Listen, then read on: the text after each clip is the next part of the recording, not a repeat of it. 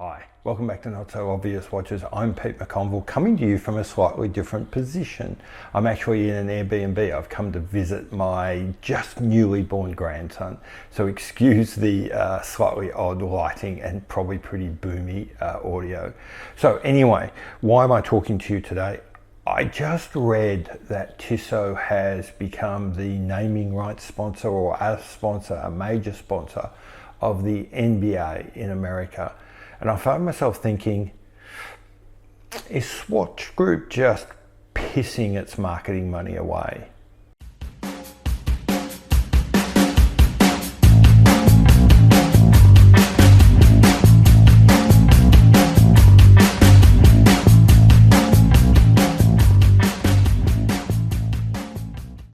Okay, so to anyone who's been paying any attention at all to the Swiss watch industry, it comes as no surprise that the bottom end of the market, the cheaper mechanical and certainly the cheaper quartz area of the segment of the market, is utterly collapsing. That is the core zone that Tissot lives in, that kind of cheap and cheerful, slightly dressy, extremely entry-level Swiss watch that sells for, according to Morgan Stanley, on average around about 400 Swiss francs. And that is the exact section of the market that is just collapsing like it has no tomorrow and is Tissot's core.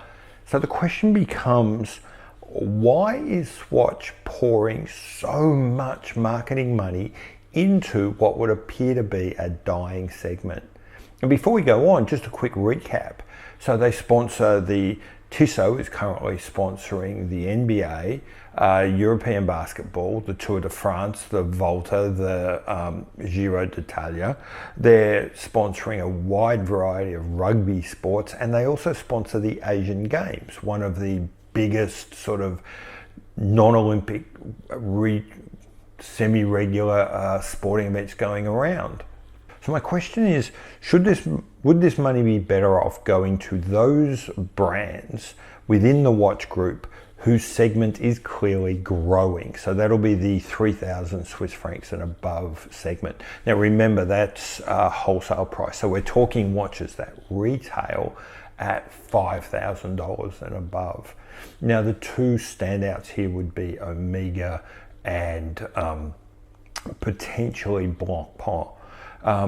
So both of those brands seem to be underperforming. Blancpain in particular just seem to get lost in the scrum.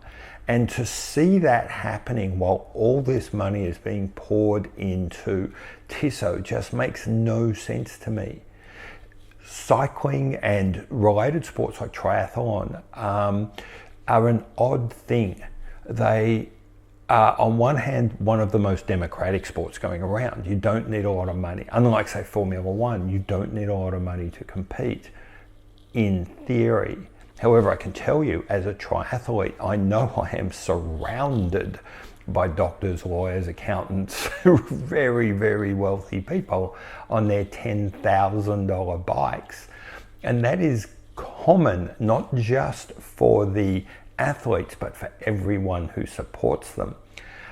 It strikes me that particularly for a brand like Blancpain with its 50 fathoms, is a place where marketing might make sense to them.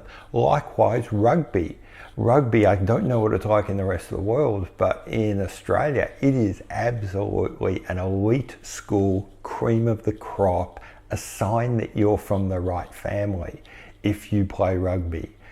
So again, it strikes me as the perfect place to be having Blancpain advertising. But if Swatch don't want to get Blancpain tied up in this kind of melee of sports, perhaps that sponsorship money which is going to Tissot could be better spent in a brand which is just below the threshold of 3,000-ish pounds, 3,000 Swiss francs, sorry, which is growing, but would like to move into that space. And there I'm talking about Longines. Longines, particularly in the West, has a very mixed record, doesn't seem to be able to punch through and grow up to that kind of Omega level. It holds back. It's seen as entry level. Now, part of that's obviously the watches, but a lot of it is going to be the marketing and just how we see it and where we see it.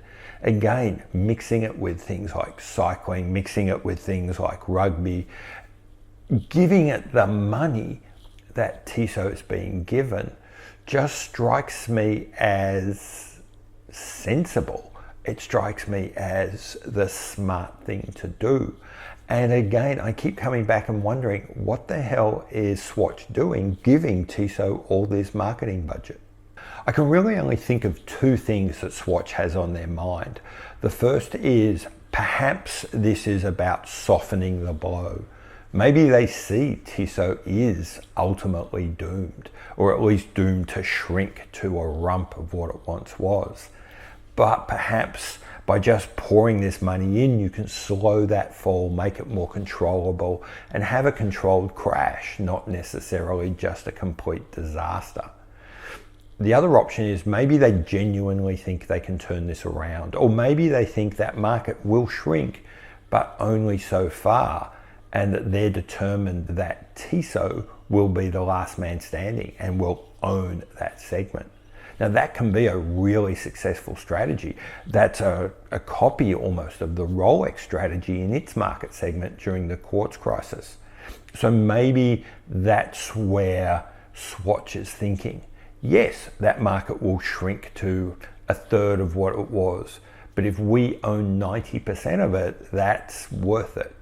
Maybe that's where they're coming from. I don't know.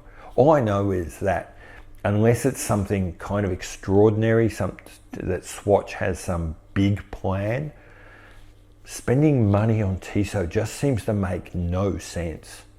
So anyway, what do you guys think? Do you think I'm wrong? Do you think that Tissot can or is a viable long-term money maker for Swatch, that this is a wise investment and that moving that marketing to somewhere else would be unwise? Or do you agree with me and do you think that Swatch Group really should cut its losses with the low end and start preparing and spend their money where they're going to make money, the more expensive, higher end brands? Anyway, love to hear your thoughts. I've been Pete McConville. This has been Not So Obvious Watches from an unusual location. Hope this video works.